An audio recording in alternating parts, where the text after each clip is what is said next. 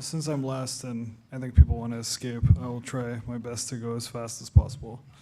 Most of what I'm going to show you is actually in the setting of local prostate cancer, but I think it has implications for metastatic prostate cancer. And so the goal of which is to try to take advantage of metabolism as a way of creating contrast and something that maybe could inform on disease progression. So as many of you know, imaging patients with advanced prostate cancer is actually a challenging endeavor. And currently, as Howard did an exceptional job of showing, we still don't have good markers for advanced prostate cancer and trying to understand disease progression in the setting of therapy. And so current guidelines really don't provide clear recommendations on imaging, and actually MRI and PET are typically referred to as useful techniques, but not necessarily something that actually gives you an actionable response that you can trust for, let's say, for example, disease progression. And so there is a recommendation of combination with bone scans and CT, but again, these don't give you an idea of truly what's happening in early stage response. So if you go back and look at the history,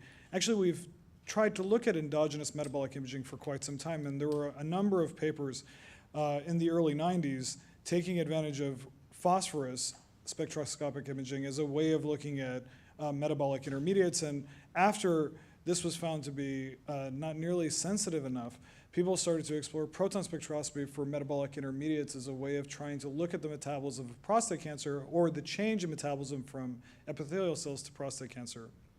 And here, in the setting of citrate, citrate being a TCA cycle intermediate that gets exported in the normal prostate, into the prostatic ducts, this was used as effectively an inverse biomarker for prostate cancer. And ideally, that when you lost citrate, or the metabolism and the production of citrate, you would actually see the presence of adenocarcinoma. So this was used for about 20 years, or at least investigated as a potential mechanism for looking at local prostate cancer. The problem of which, though, is that proton spectroscopy is incredibly slow. This is still a very insensitive approach, and also, because of that, not very useful for going for example, whole body imaging.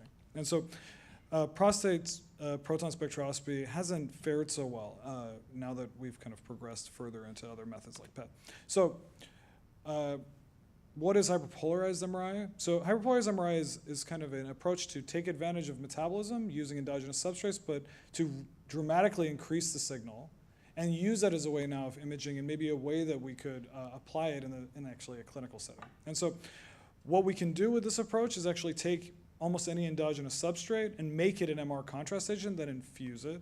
And this has been the major investment of a number of institutions across the United States, us being one of the first to do this and to take this forward. And currently there are now clinical trials being pushed forward in many institutions, us being one of those.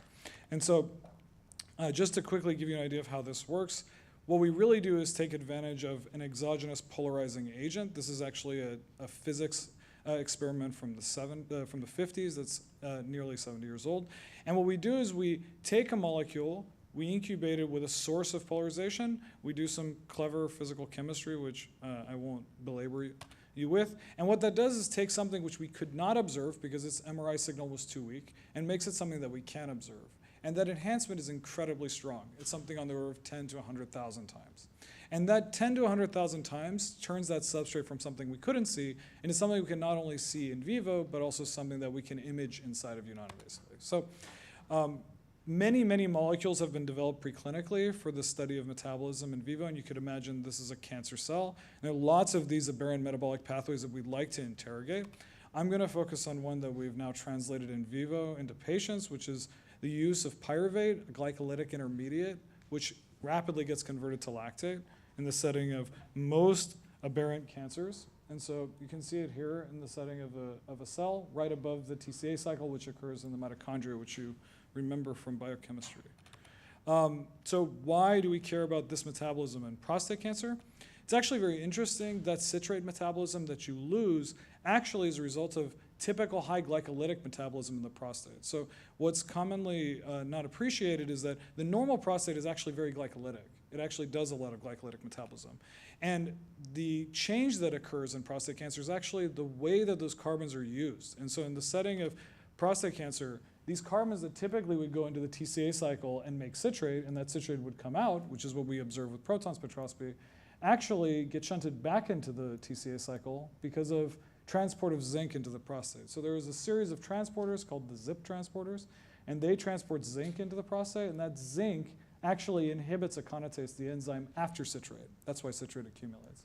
But that transporter is lost in the progression to malignant prostate, and so we lose this zinc. The TCA cycle is unleashed, and actually because of that, two general things happen. One is more TCA cycle happens, and also these intermediates back up, and this glycolysis to lactate increases. And so now we have this biomarker which potentially could read out this metabolism, and that's why we choose pyruvate as a mechanism to look at. So in the setting of preclinical models, so for example, here's the TRAMP model, you can use hyperpolarized pyruvate. So here's the pyruvate that we injected, and this is that lactate that's made from it in real time. And so you can see in the setting of prostate cancer in a mouse model, as you increase to high-grade prostate cancer, you make more lactate, meaning that metabolism increases.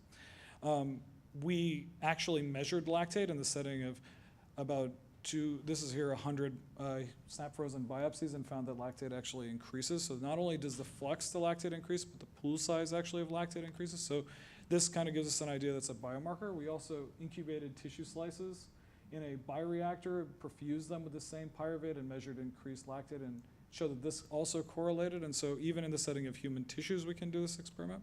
So this gave us the ammunition to go for an IND to try to translate this biomarker for imaging people.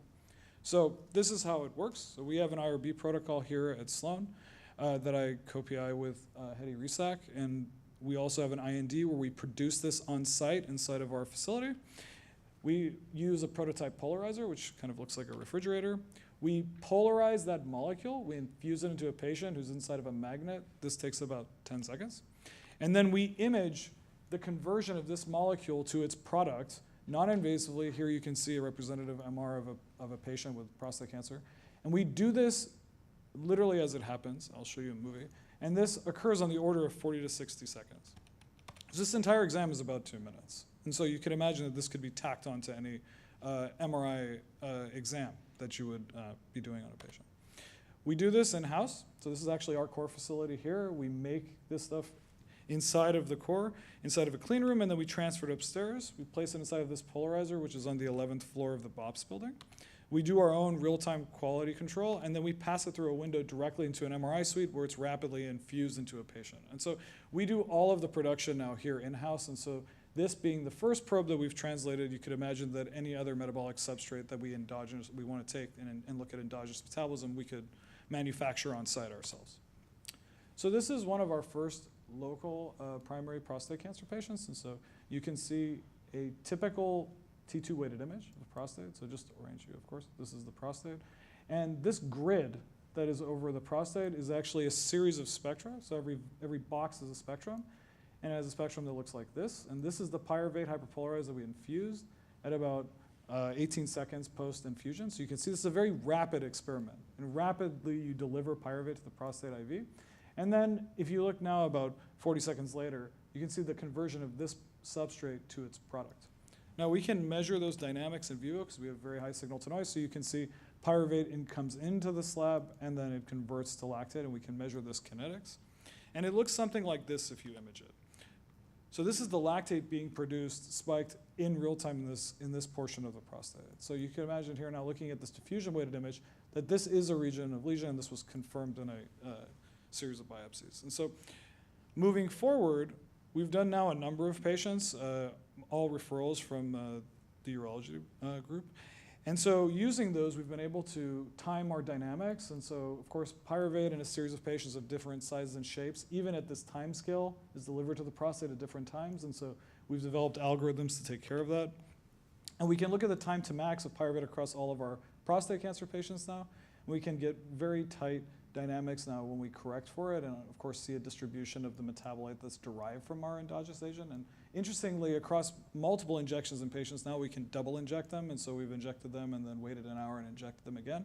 We actually get very reproducible data when we inject them twice. And this is important because if you want to develop a biomarker, try to follow these patients in time, you want to understand the variance of that biomarker in repeat injections, and so we actually get no significant difference in this very small cohort.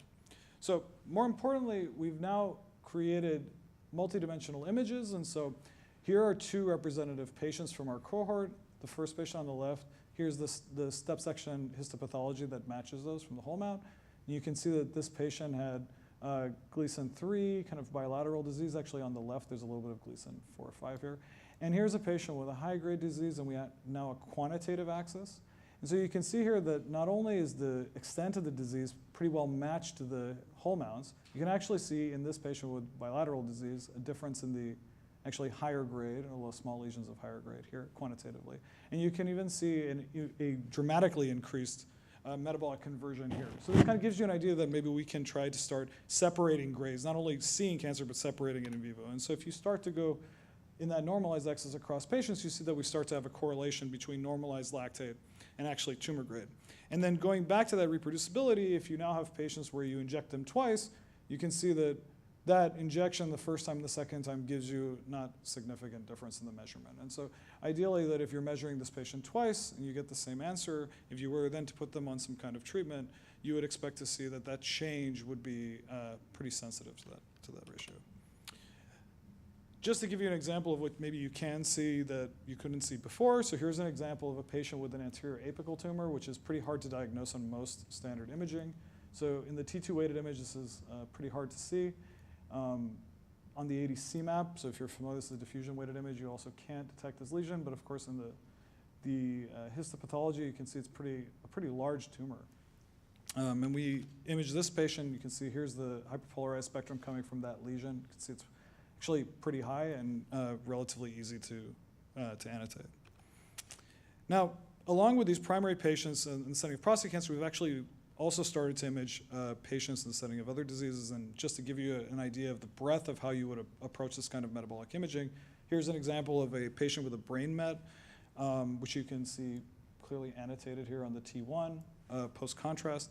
We infuse this patient with hyperpolarized pyruvate, so you can see that some pyruvate goes to the lesion. This is the infusion of pyruvate going into the brain, so you can see that the brain is pretty well perfused as expected. Here's the hyperpolarized lactate image generated from this pyruvate that was infused IV, and you can see that it's very well co-localized to the lesion, and actually almost looks like a very clean PET image. But I think it's important to understand that this data is giving you not all of glycolysis, but now just one side of glycolysis and how that probe is being used, as opposed to FDG, which would give you all glucose uptake. Here you're looking at glucose utilization. That's why it's so specific. Here's an example of a breast patient with a fairly large lesion. You can see here with a marker. So here's the marker of the biopsy that was taken. You can see the extent of that tumor. Here's that same spectroscopic data taken in that patient. You can measure those same dynamics. And what's interesting here is that we can start to look at, because the lesion is large and we have the spatial resolution, we can start to look at heterogeneity of the metabolism. You can see here that on the rim of this tumor, it's actually much hotter than it is on the inside, giving us an idea of not only what is the metabolism in the setting of this tumor, but what is happening on the maybe progressing front. So there's kind of this idea of using metabolism to try to understand not only what that lesion is doing, but maybe the heterogeneity inside of that lesion, which could give us an idea of what it would look like in the metastatic setting. So just one really quick kind of idea of how you would use this in the metastatic setting, some preclinical studies that we've done. So one of the first therapies that we tried to use in the setting of prostate cancer was a series of NAMT inhibitors. NAMT is a backdoor NAD biosynthetic pathway that's used in the setting of most cancers, and NAMT inhibitors were, for a while, kind of a hot topic for both metabolic kind of therapy. And so one interesting caveat of NAMT inhibitors is that they utilize NAD, right? So the idea is that by upregulating NAMP, you utilize NAD, and if you could inhibit that pathway, NAD would be consumed and you wouldn't be able to remake it. And so what's interesting is that NAD is the cofactor for the conversion of pyruvate to lactate. So by using a NAMP inhibitor and depleting NAD, we have a very direct biomarker. So the black line is hyperpolarized lactate generated in a preclinical model, and the red line is it after 48 hours of NAMT inhibition, so you can see that the pathway is knocked down and we can metabolically observe that effect. And interestingly, we can see that the metabolism is rerouted, so the pyruvate that would have become lactate now becomes alanine, and that's because of upregulation of transamination in these PC3 cells, and so they actually start to upregulate glutaminolysis, and that's actually how they escape this pathway. So we can observe not only the metabolism that is occurring, but also the reprogramming that occurs when you try to treat these cells. Here's maybe a more relevant example in the context of what was presented earlier. Here's an AKT inhibitor in the setting of LN-cap cells. So you can imagine making LN-cap spheroids. So we made spheroids inside of a perfusion system and infused the same pyruvate. And so you can see that with on-target AKT inhibition, you can actually use this biomarker to read out the change in glycolysis. So here, lactate drops without any significant change in Ki67. So this is all very early, 24-hour time points before the drugs actually started to kill the cells. We can actually see that with phospho-AKT dropping, you also see that drop in metabolism. So we're linking the metabolism to the oncogenic biomarkers. So with that in mind, I hope that I've shown you that we can do this kind of metabolic imaging of you. We can read out the substrates and products, and that you can think about tracing any endogenous nutrient through metabolism, and maybe we can develop those probes and use them to understand cancer metabolism, and that Pyruvate actually shows great promise in local prostate cancer and that could have a very strong positive impact on metastatic prostate cancer. So you could imagine insights into responsive therapy in the setting of metastasis. So we have a big group, quite a lot of support from the prostate group, and so thank you.